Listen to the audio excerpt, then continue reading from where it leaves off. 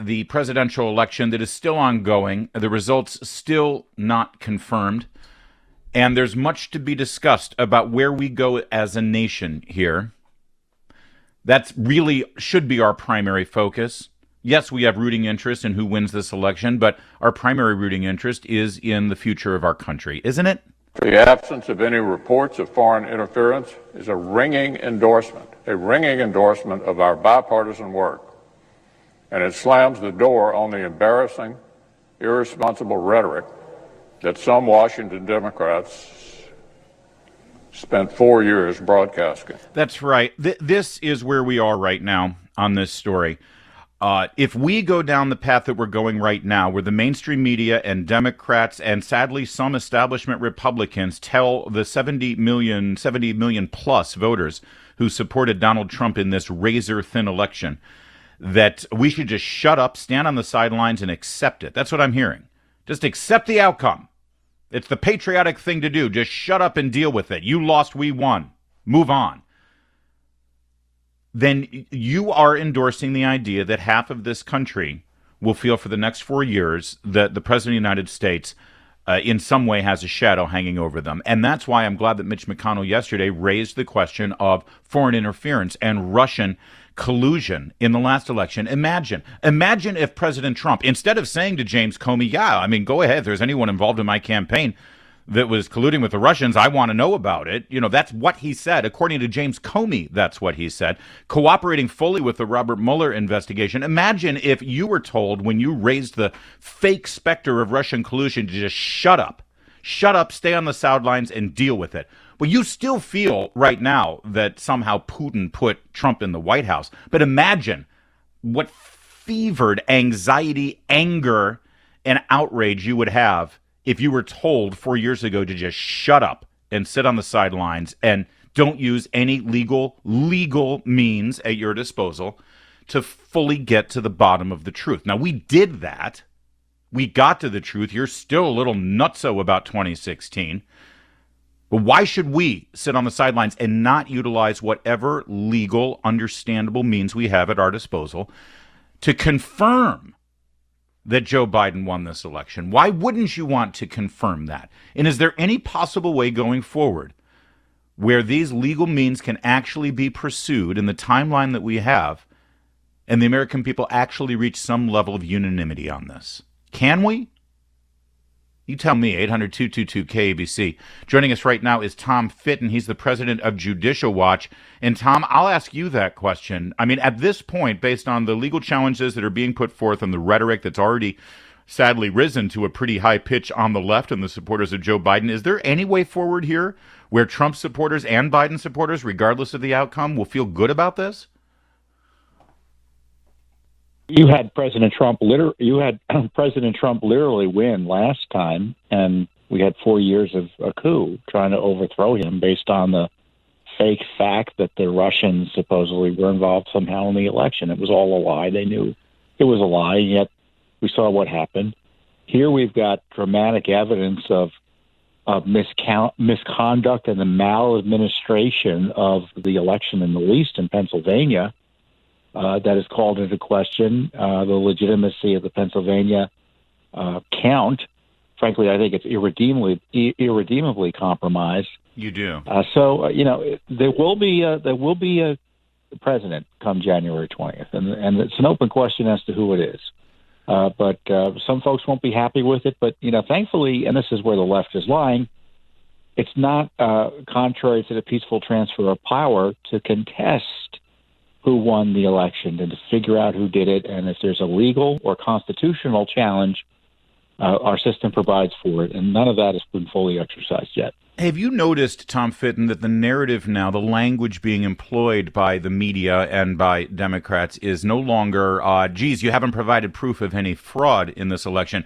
Now it's widespread fraud. So that there's a tacit acknowledgement here that there's been some bad stuff going on and some irregularities, as the great euphemism is right now. How exactly does one define widespread? How widespread does it need to be to reach the threshold of being an important story? Well, they're putting forward partisan talking points, so don't expect them to be logical or sensible or even hold up after even a minute of analysis. Last yesterday's lawsuit filed by the Trump campaign, verified lawsuit, meaning you're kind of attesting to it, pointed out there was widespread fraud. I mean, they alleged widespread fraud, and they highlighted the fact that you were counting ballots, 600,000 ballots, away from observers in any effective way. And all those ballots are now suspect. That's widespread fraud. When you've got ballots being counted improperly, that's widespread fraud. When you're counting outside the law, that's widespread fraud. So they want to just define away and just pretend there's no debate or fight here. And there is. And anyone who tells you there's no evidence of fraud, widespread or otherwise, is pushing forward, either knowingly pushing forward talking points or lying to you. Speaking with Tom Fitton of Judicial Watch here on the Larry O'Connor Show. And Tom, if you could just pause for 30 seconds here. We just need to do a little bit of house cleaning here on KABC. Go ahead, Randy. We just want to clarify for everyone that is playing the 25K weekday payday here on 790 KABC. The keyword for this hour, the national keyword, is free, F-R-E-E. And in case you missed out, the keyword for the 8 o'clock hour, which ran at 8:30, was change, C-H-A-N-G-E. That's the national keyword for 8 o'clock. We had a glitch in the system. The 9 o'clock keyword did not run, but here it is. It's check, C-H-E-C-K. You can text those keywords to 95819 for a shot at $100, and each winner qualifies for the grand prize of $25,000. Hourly chances to win the 25K weekday payday right here on AM 790 KABC. Thank you, Randy Wang, and good luck to everybody on that contest. Tom Fitton, yesterday's big headlines, the hysterics, the hair on fire in Washington, D.C., I'm sure you know, was that there was a resignation in the Justice Department when Attorney General William Barr said that, yes, U.S. attorneys, if there are some valid claims that are worthy of investigation, that U.S. attorneys should investigate some voter fraud here as time permits. And then Richard Pilger, the man who was in charge of voter fraud at the DOJ, he apparently resigned. Will you give us, first of all, the facts on who this guy is and what's behind this very public hissy fit?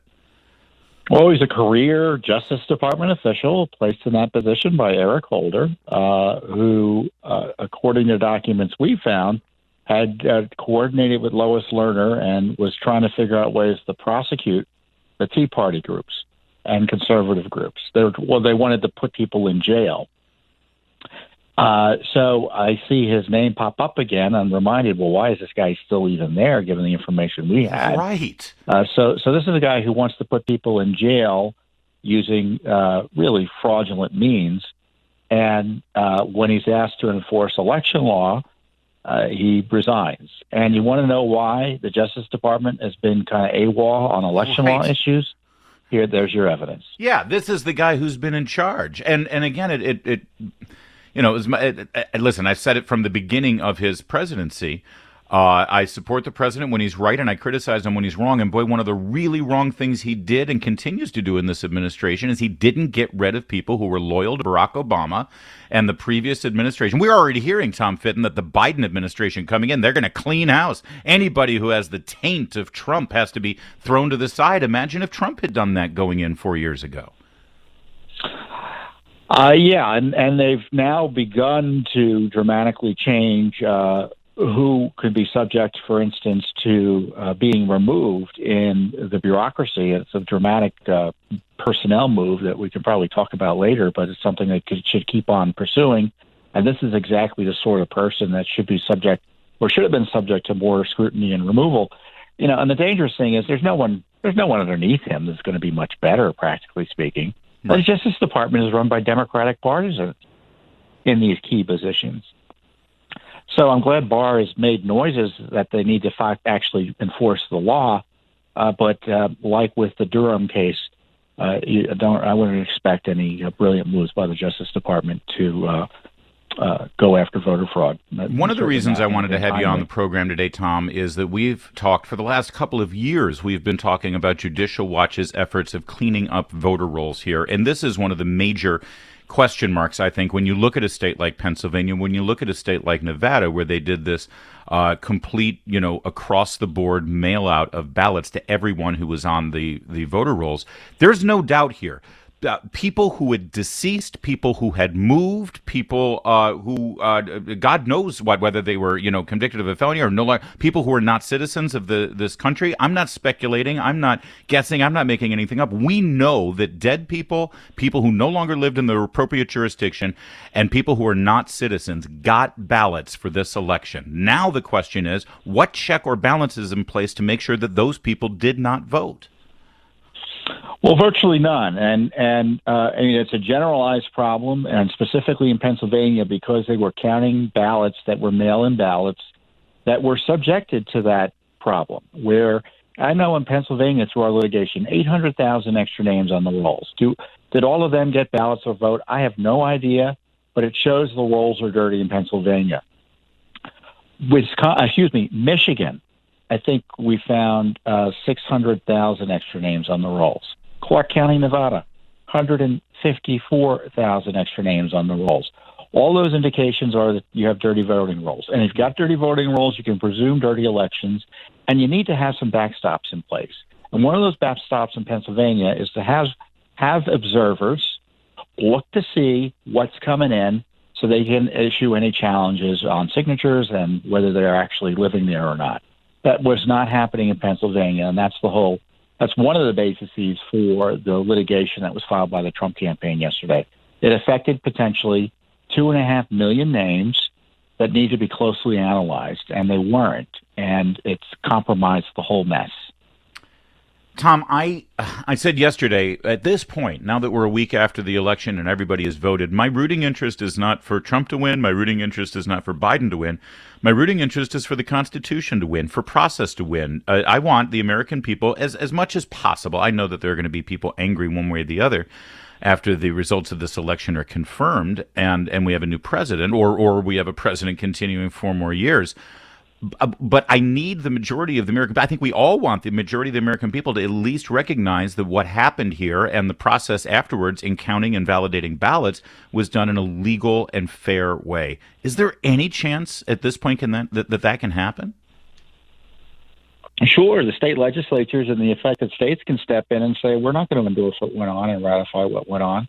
The president of the United States was winning on Election Day. 3 U.S.C. Section 1 says we need to make the selections on Election Day. It didn't envision counting for a week afterwards. We can't trust what happened after Election Day. Therefore, we're going to rely on the votes that were counted on Election Day. The president won.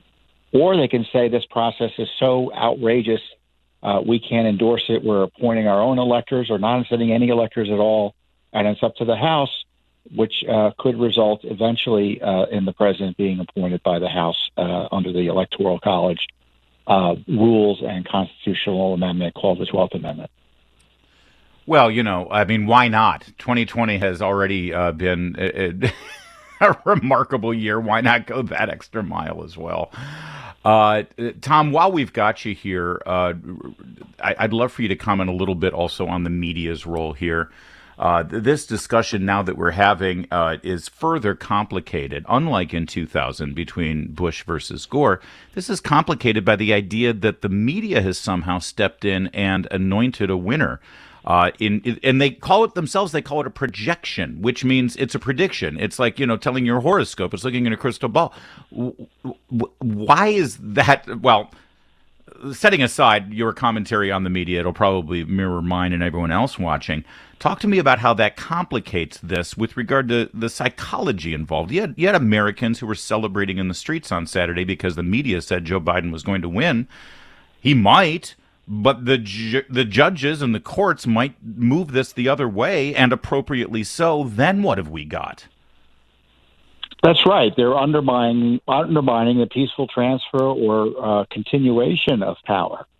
They're putting their thumb on the scales for Joe Biden in an ongoing legal dispute, and as I pointed out to you, a political dispute that could result in the state legislature of Pennsylvania or other states taking action, or secondarily or later, Congress having to take action. So this is a political debate. The media's put their thumb on the scales. It's one thing. Legally, we know he's not president-elect. That's, we don't have to debate that. Practically speaking, it still isn't fair to call him presidential-elect. It isn't like he won a bunch of states where there are no disputes going on or any dispute is so fanciful that no serious person takes it. no serious person gives it any credence. Here you have 3 states who still haven't certified or finished counting, and it's very close as to how it may even turn out. Literally, forget about the disputes, and then for them to be calling it for Joe Biden, to me, is terribly irresponsible, to say the least. And listen, they always have the safety net saying, well, it was a projection, it was based on this and that, and who knew that the courts were going to overturn this, and who knew that was going to happen. That's fine. But when you've got thousands of people celebrating in the streets, and now they think that, the courts or Trump or who God knows took the presidency away from them, that's on the media. They created that story, and that you're right. Yeah, I mean, Larry, you have foreign governments communicating with the Biden campaign now. Right.